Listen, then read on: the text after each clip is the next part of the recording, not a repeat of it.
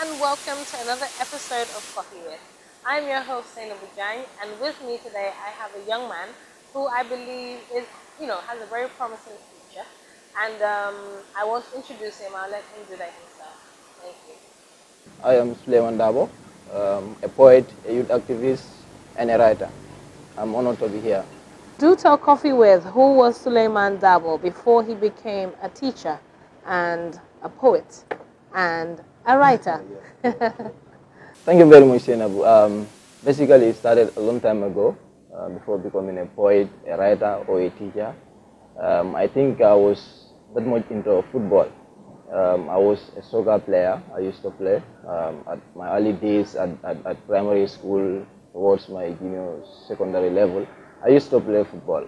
But I mean, that dream drained from me, and I took up writing and poetry, and of course, becoming an active participant in youth work.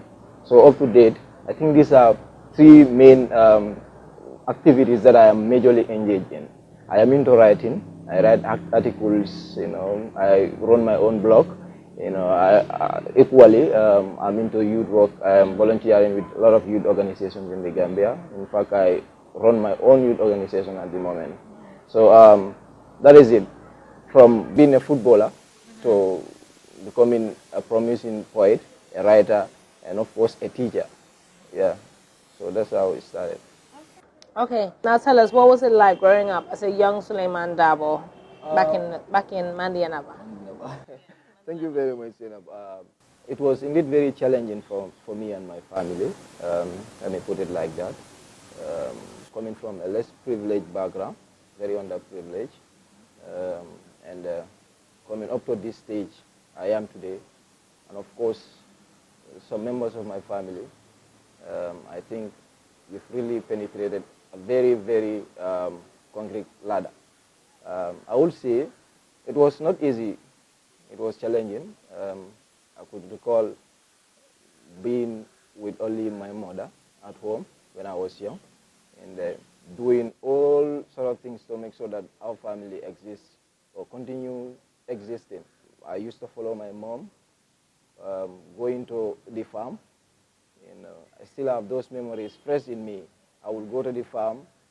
My mom will give me my own plot. And she will be like, Suleiman, this is yours. So whatsoever you have at the end of the day, it belongs to you. So immediately I end school for the day. I will rush to the farm and then basically take care of that particular plot that she had for me. So I will water the farm, take care of the farm up till the day that she will harvest it. Then she will go and sell it, and then at the end of the day, she will use the little money to buy us things to put on. So the journey was not that much easy. It was indeed very, very challenging. But we've tried to come up to this level through sacrifice and dedication. I never thought I would appear on a state TV. I never thought about that. Yeah. But today I am here having an interview with you. So it's because of dedication and sacrifice, and our ambition to making our parents very much happy for the sacrifices that they have done for us. That is why we are here today. So the journey was not easy as people may believe or perceive it to be. Yeah, but Alhamdulillah, we are on it. Yeah. That's great. It's great to know that the fact that you had dedication and you were like, we're going to make it and pull yourself out of the struggles. It's great to know because it shows the kind of person you are. And even though you didn't anticipate it, you're now at a stage where you can make your mother proud because, you've gone through so much.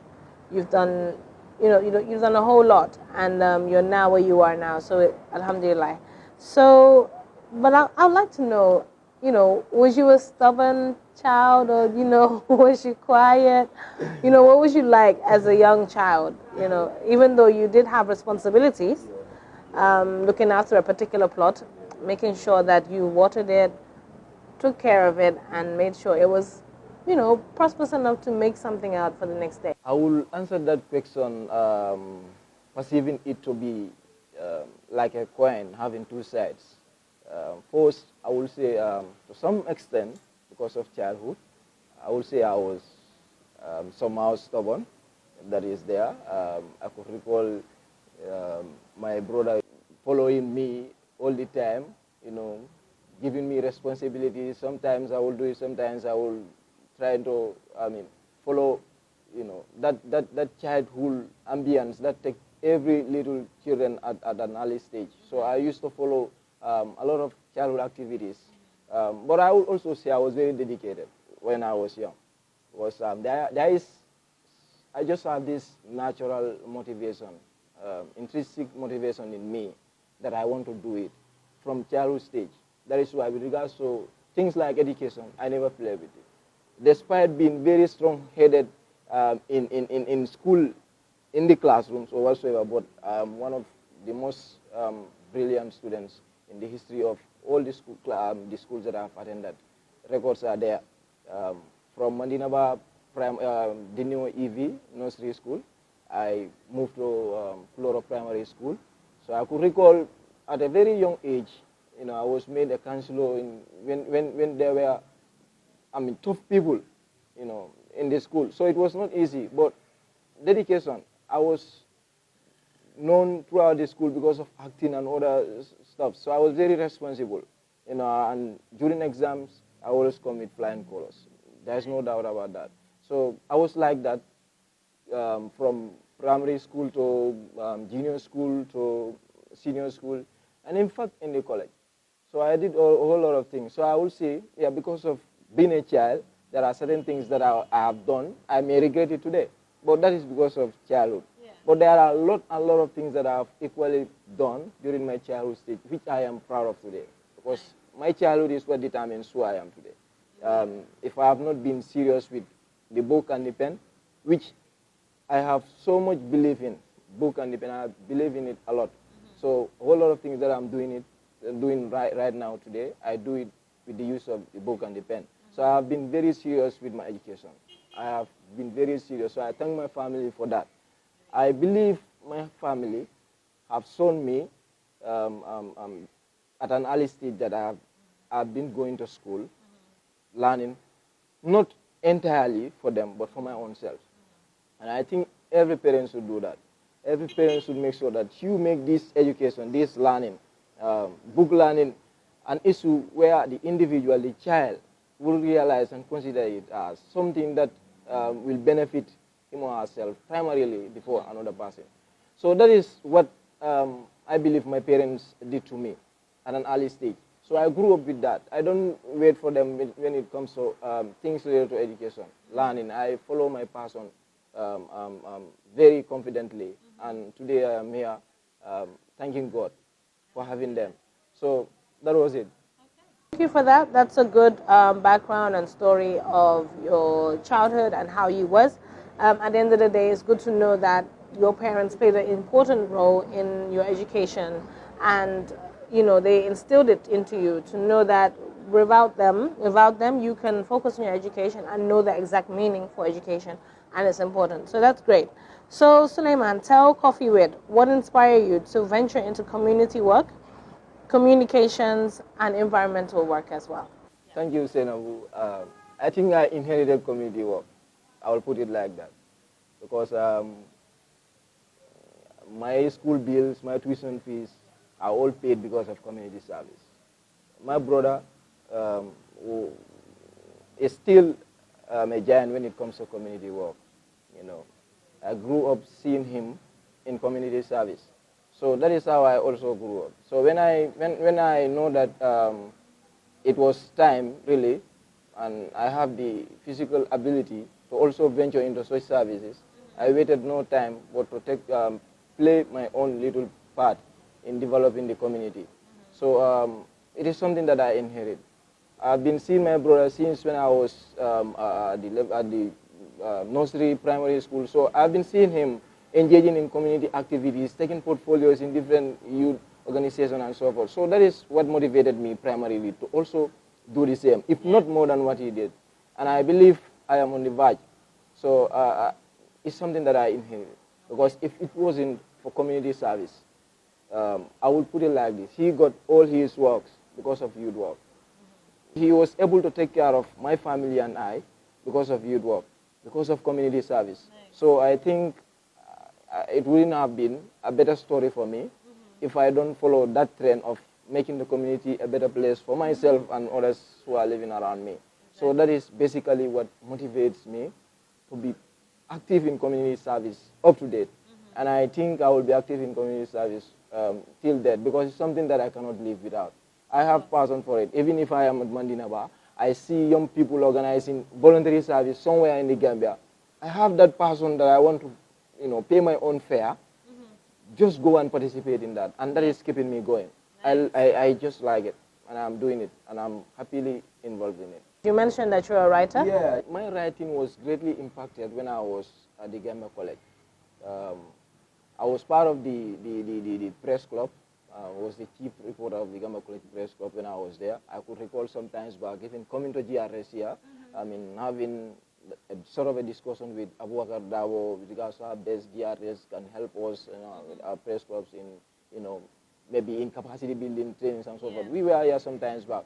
So I will be writing articles from time to time, publishing it at the notice board. Everyone will be reading it. Most of the time I will leave my house on Sunday just to write articles, go and paste it, so that on Monday people will just go, wow, they look at the notice board. And whosoever is viewing will know that these are realities, that I am trying to convey here. So these are things that I have done, and up to date, it follows me. The passion was greatly impacted. Writing and reading was part of me throughout my life. I could recall in my primary level, teachers will give me credit because of reading and writing. But in terms of calculation, they will, so it was like that. So I grew passionately, following things related to writing and reading.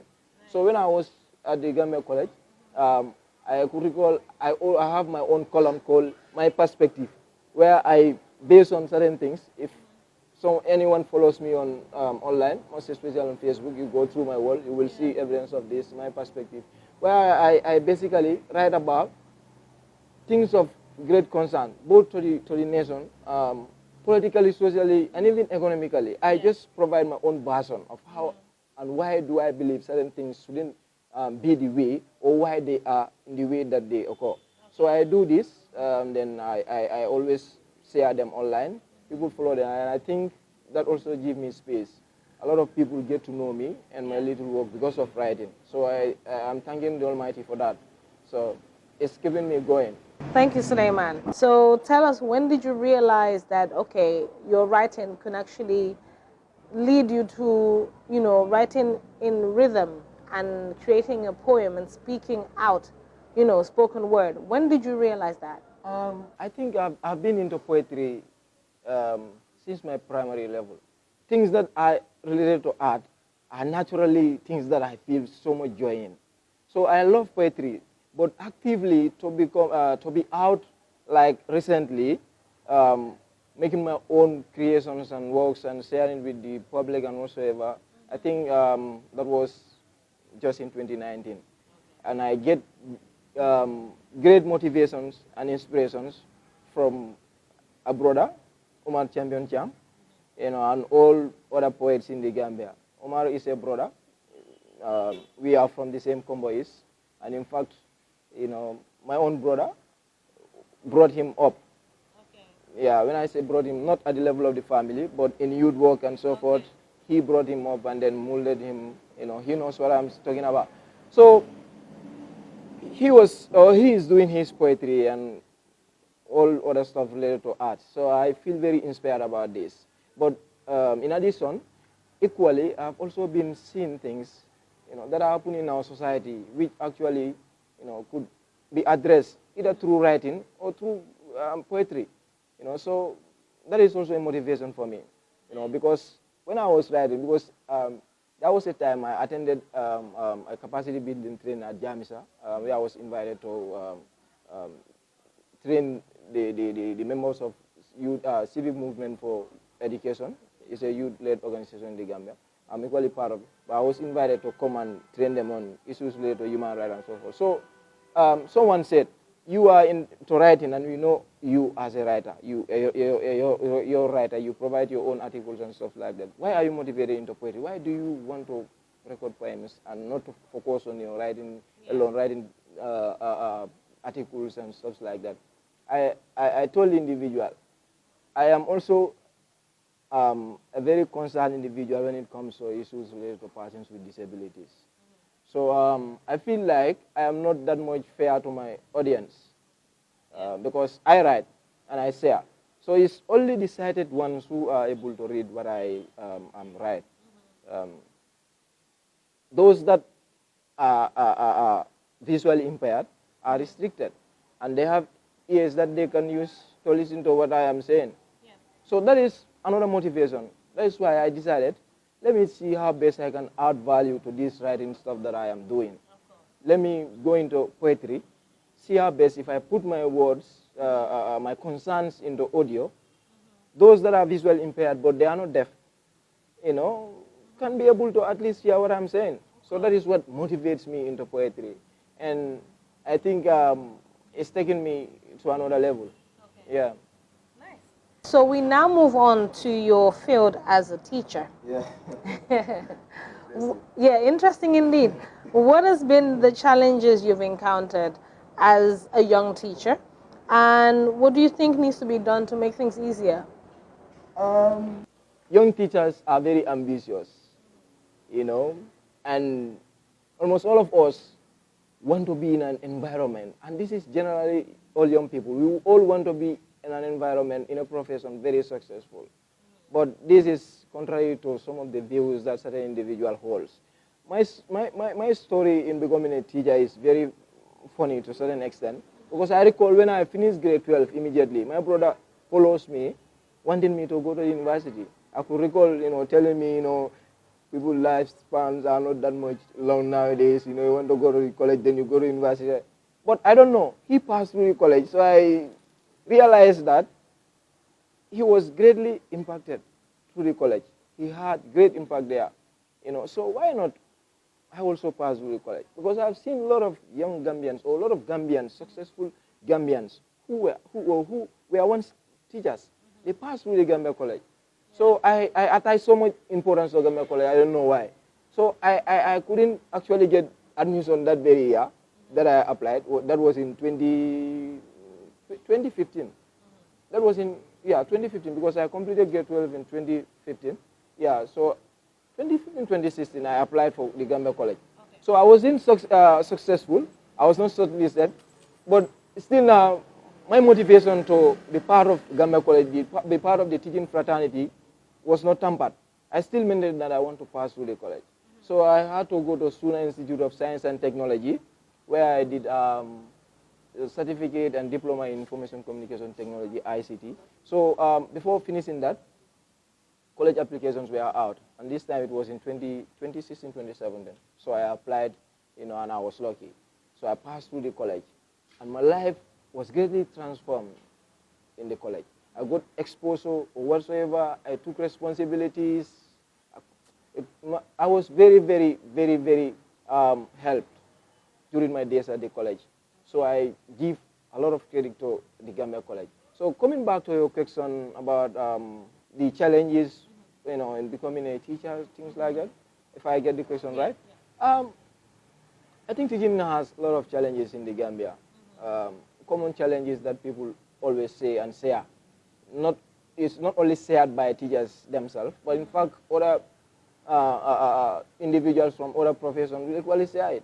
The profession financially in the Gambia is not, it's not welcoming. Yeah. But what do we do? What do we do? We cannot also allow our younger ones not to acquire the necessary education that they deserve to acquire, for them to be emancipated from a lot of challenges. So they have to pass through schools, and those that should make them acquire that education is the teachers. So we have to take the sacrifice. I think for me, majorly, I am not facing a lot of challenges when it comes to teaching, because I feel I have pride in it. Though I have my own number of years that I want to spend in the field, naturally. Before coming into it, I have that. I attach a number of years that I want to, because I want to, grow. I don't want to be at one place. I want to add value to my life. And currently, my application is at the university, so If that is successful, I will be at the university. So I will balance it. If time favors me, I will continue with teaching. But if it doesn't, I want to grow, I will concentrate on studies and have a degree. Yeah, that is it. And you look very young. I don't know how old you are, but you look very young to be a teacher, and then you want to go into university teaching. You know, that's very inspiring to show that education has no numbers or no age limit. You know, you can be any age as long as you're mature mentally and you understand the topic and the situation you're willing to, you know, learn further, then you can do it. Yeah, I'm young. I'm just a 95 born, just 25 years old. You know, I'm comfortable with that. I am moving fine. I'm moving fine, yeah.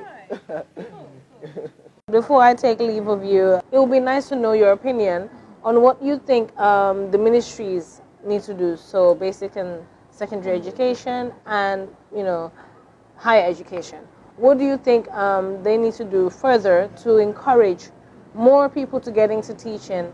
And as well as you said earlier, the pay isn't welcoming, but at the same time, it's a duty to serve your people and teach the young ones and obviously get them to develop their education. So what do you think needs to be done to, you know, encourage, you know, the young ones to get into teaching?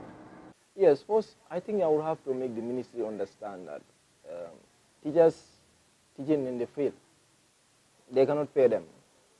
They cannot pay teachers that are in the field. I mean, there are certain people, certain teachers who leave their comfort zones and sacrifice everything to go to the provinces in the most remotest part of the Gambia. It's not because of any other reason, but because they have the passion to serve, because they want to see their young ones grow.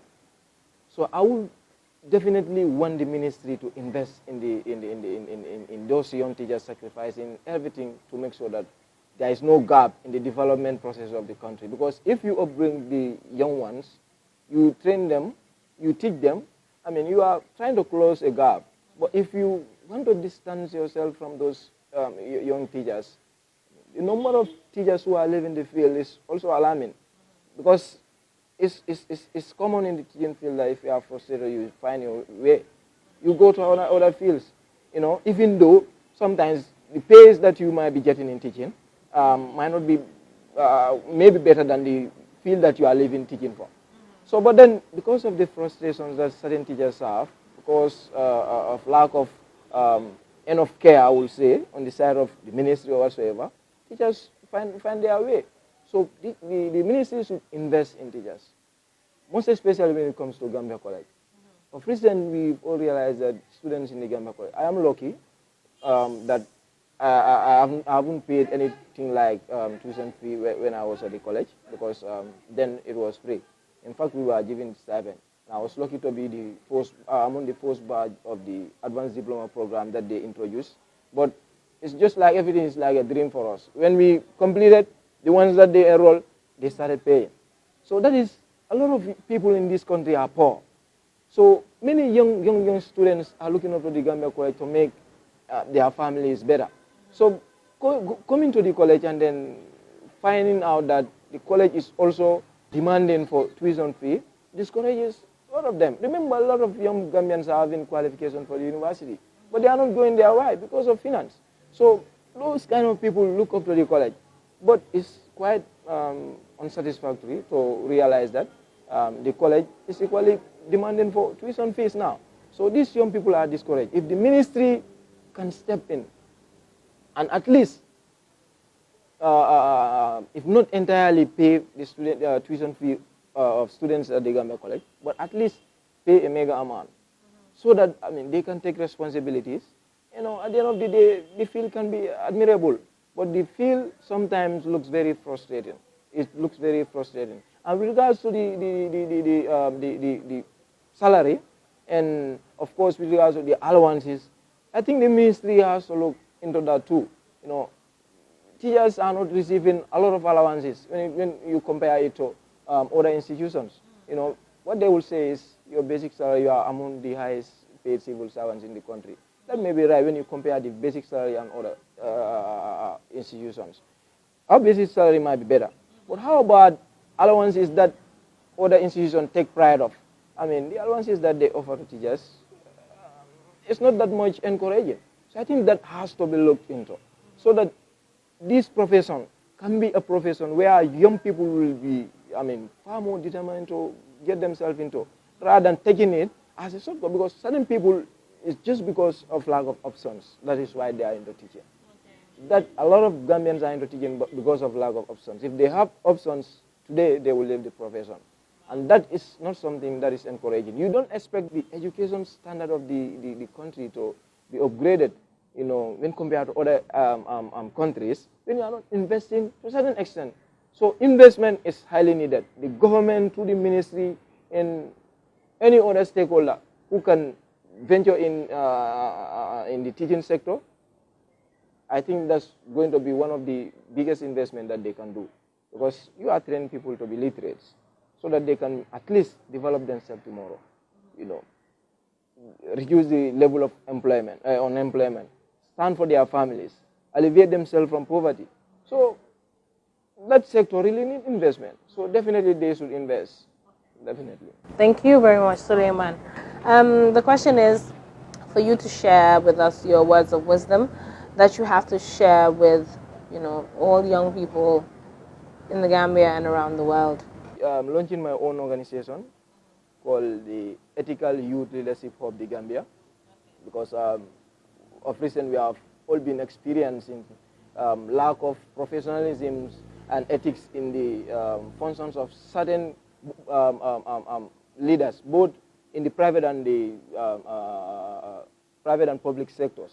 So certain young people, which I am among, spearheading, decide to see our best we can at least bring up an initiative which would, if not entirely young people, but will involve larger percentage of young people, to see our best these young people could be nurtured on issues related to ethics to save our institutions, because our institutions really need a lot of hygiene.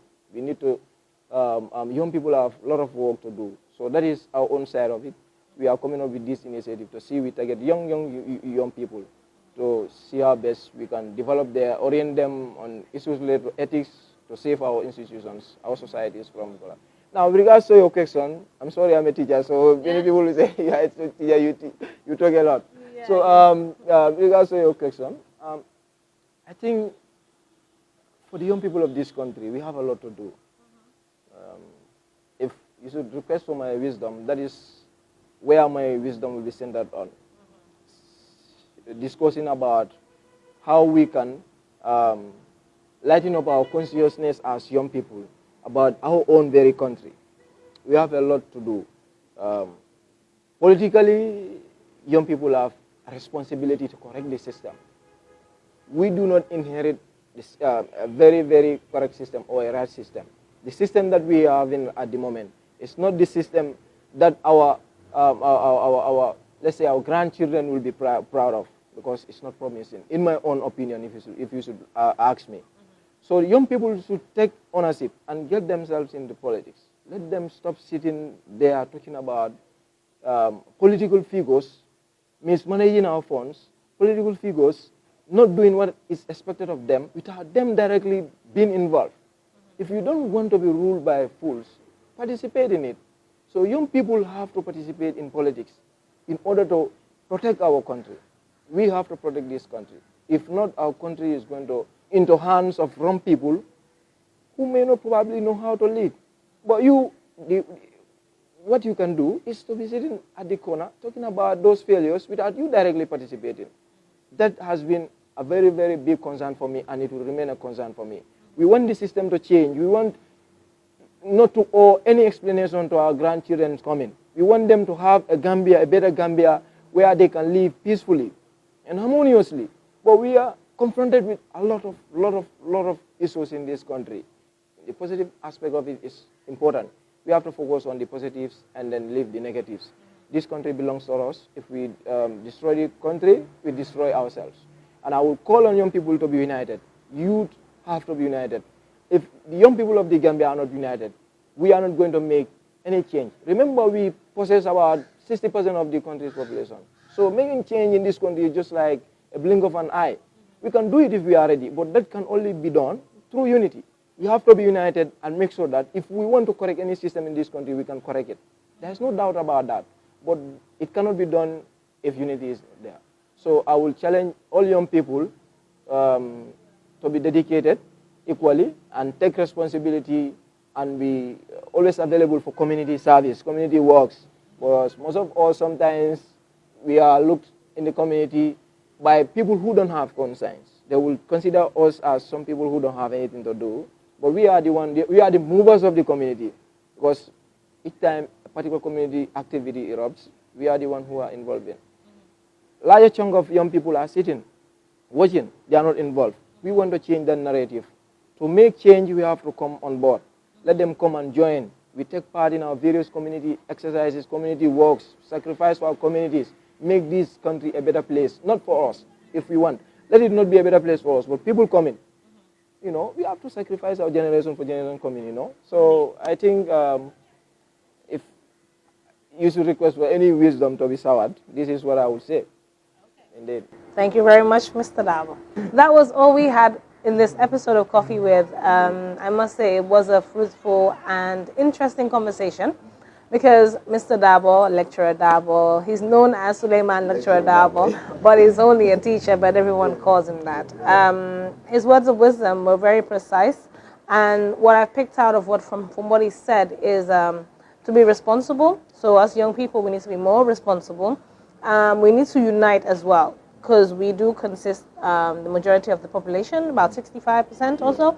So we need to unite and we need to be together and actually join hands in what we want to do.